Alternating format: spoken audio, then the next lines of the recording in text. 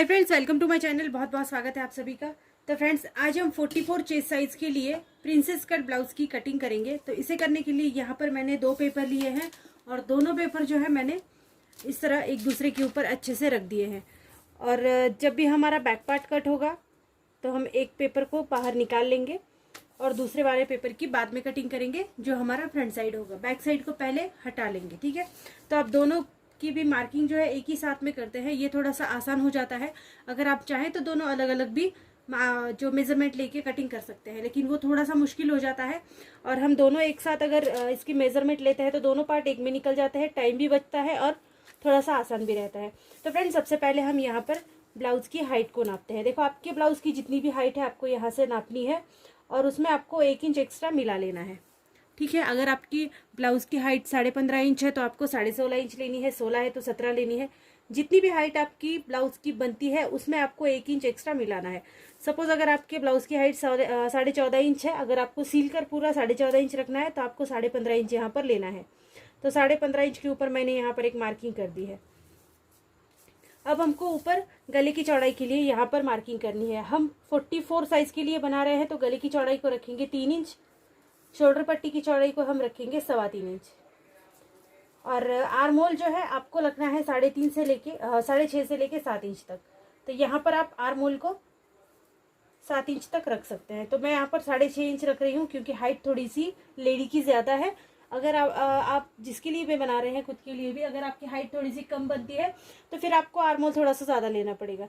ठीक है, मैंने यहाँ पर 6.5 इंच के लिए रखा है। 6.5 इंच के ऊपर इस तरह से एक मार्क कर देंगे।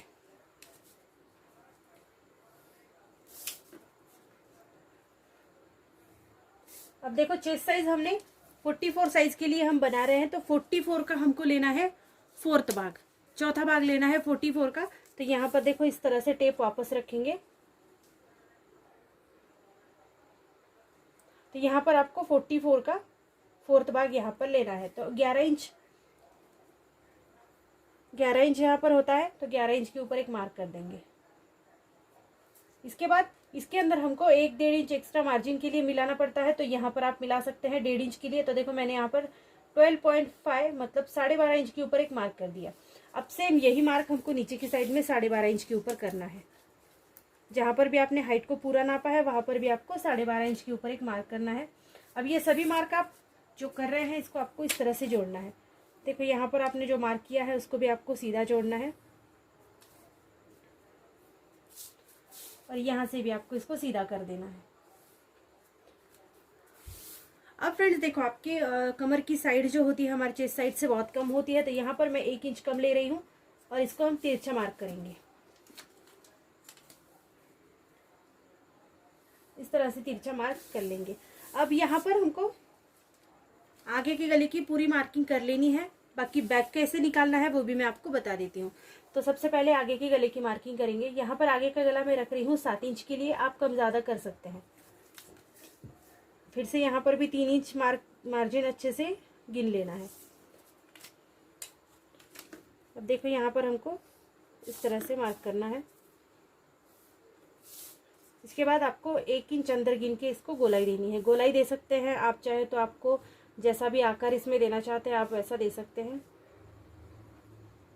तो देखो, इस तरह से हमने यहाँ पर गोलाई दे दी है।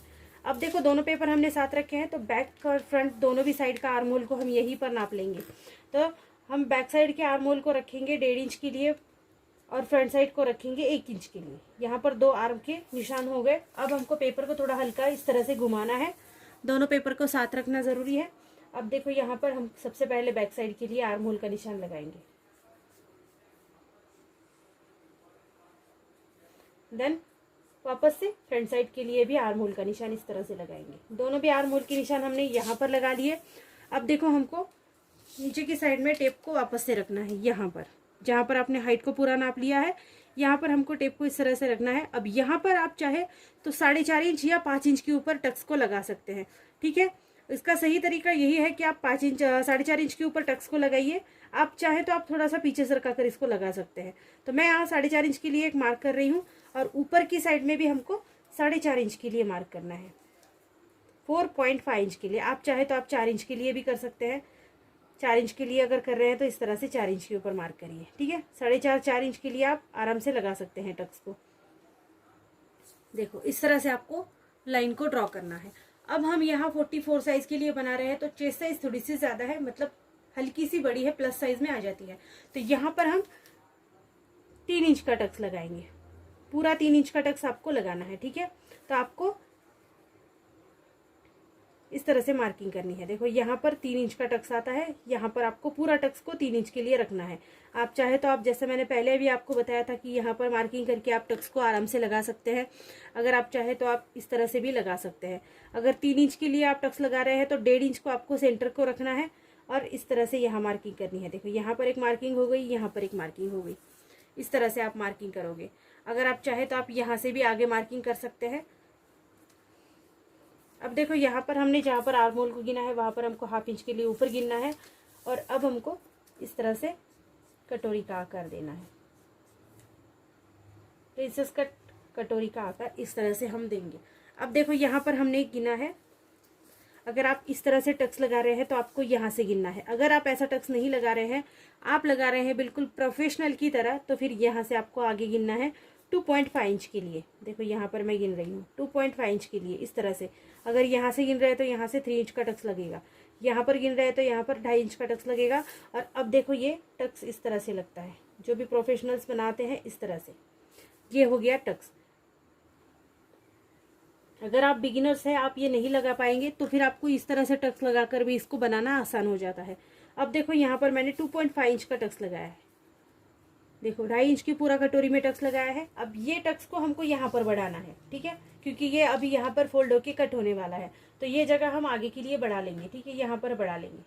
अब इसको मैं बाद में बढ़ाऊंगी, सबसे पहले हमको अब नीचे की साइड को कट करना है।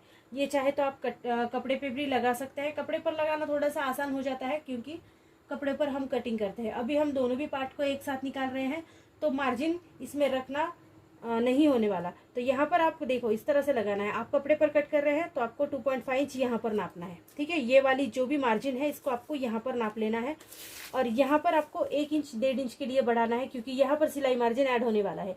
ये जो साइड है इसमें सिलाई ऐड हो जाती है, तो आपको यहाँ पर इसको बढ़ाना है 1 इंच या 1.5 इंच के लिए। इससे ज़्यादा आप मत बढ़ाइएगा, ठीक है। मैं यहाँ पर 1 इंच के लिए बढ़ा रही हूँ।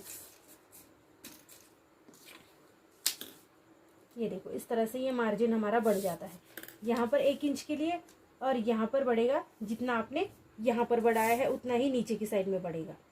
ये बढ़ाना बहुत ज़्यादा ज़रूरी है, नहीं तो आपका ब्लाउज जो है वो छोटा हो जाएगा और आप उसको बाद में फिर कपड़ा भी ऐड नहीं कर पाओगे। ये बढ़ाना बहुत ज़्यादा ज़रूरी है, क्योंकि ये जो साइड है ये कट होके फोल्ड होती है बाद में, ठीक है। तो इसको बढ़ा लीजिए। इसको आप चाहे तो पेपर पर बढ़ा सकते हैं, लेकिन अभी हमने दोनों पार्ट एक में निकालने हैं, तो ये मार्जिन में इसमें नहीं ऐड कर सकती, क्योंकि ये पीछे भी ऐड हो जाएगा, फिर बाद में उसको कट करना पड़ेगा।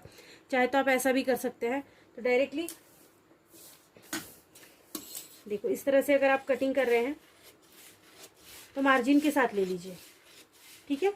बाद में आप मार्जिन को कट कर सकते हैं, और चाहे तो मत लीजिए, कपड़े पर बढ़ा लीजिए। ये दोनों भी ऑप्शन है आपके पास, आप ऐसा कर सकते हैं।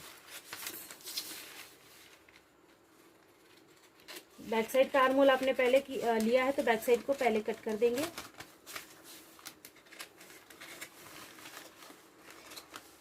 तो देखो इस तरह से इतना ही कट करना है। अब देखो यहाँ पर एक इम्पॉर्टेंट बात है, आपको इसको डाउन लेना है। अगर आपको कंधे गिरने का प्रॉब्लम है बहुत ज़्यादा, तो इस तरह से आपको यहाँ पर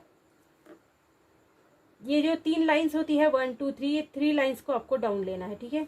इसको आप एक पैर का मार्जिन भी बोल सकते हैं, 1/4 इंच मार्जिन भी बोल सकते हैं, ठीक है। तो यहाँ पर हमको इस तरह से डाउन लेकर तिरछा जोड़ना है और अब इसको कटिंग करना है। देखो डाउन लेकर दोनों साइड की कटिंग करेंगे, दोनों भी फ्रंट और बैक को इस तरह से कट कर लेंगे।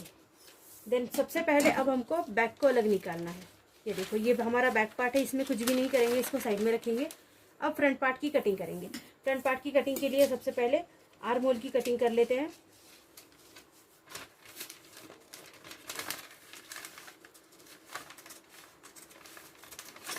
इस तरह से आर्म होल की कटिंग करेंगे।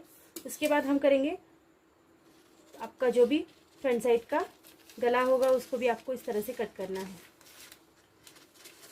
ये हम फ्रंट ओपन के लिए बना रहे हैं, बैक ओपन के लिए मैंने पहले भी बताया है, और अगर आप चाहते हैं कि मैं बैक ओपन के लिए बताऊँ तो आपको कमेंट करके ज़रूर बताइएगा, मैं आपको बैक ओपन का जो ब्लाउज़ होता है उसके लिए भी कटिंग बता दूँगी। अब देखो यहाँ से हमको कटोरी साइड की कटिंग करनी है।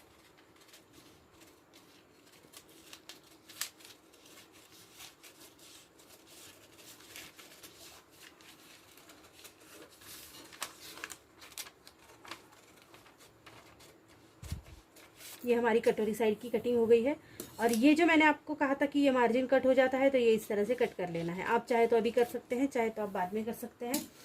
अब देखो यहाँ पर आपका मार्जिन कट हो गया, तो ये मार्जिन आपका यहाँ पर ऐड आराम से हो जाएगा जब आप कटोरी को ज्वाइन करोगे। ठीक है, तो देखो फ्रेंड्स, इस तरह से बहुत ज़्यादा आसान है आपको ये कटिंग करना। आज हमने प्रिंसेस कट ब्लाउज की कटिंग करी है और 44 साइज़ के लिए कटिंग करी है। यहाँ पर जो मार्जिन आगे बढ़ गया है इसको आप बाद में कट कर सकते हैं, इसमें कोई भी बात नहीं होती है, ये आराम से कट हो जाता है बाद में। जब आपको लगे कपड़ा एक्स्ट्रा हो रहा है तो आप कट कर लीजिए। ठीक है, तो आज हमने 44 इंच चेस्ट साइज के लिए प्रिंसेस कट ब्लाउज की कटिंग करी है। और स्लीव्स की कटिंग आपको मेरी बहुत सी वीडियोस में मिल जाएंगी, आप वहाँ से देख सकते हैं। और मैं जब भी इसके कपड़े पर कटिंग करूँगी नेक्स्ट वीडियो में, तो मैं वहाँ पर आपको बता दूंगी स्लीव्स की डायरेक्टली आप कपड़े पर कटिंग कैसे कर सकते हैं। सो फ्रेंड्स, वीडियो पसंद आए तो प्लीज़ चैनल को लाइक शेयर सब्सक्राइब जरूर कर देना, और इसी टाइप्स की और भी वीडियोज़ को देखने के लिए हमेशा मेरे चैनल पर जुड़ते रहिएगा। So thank you friends, video को पूरा देखने के लिए। Thank you so much.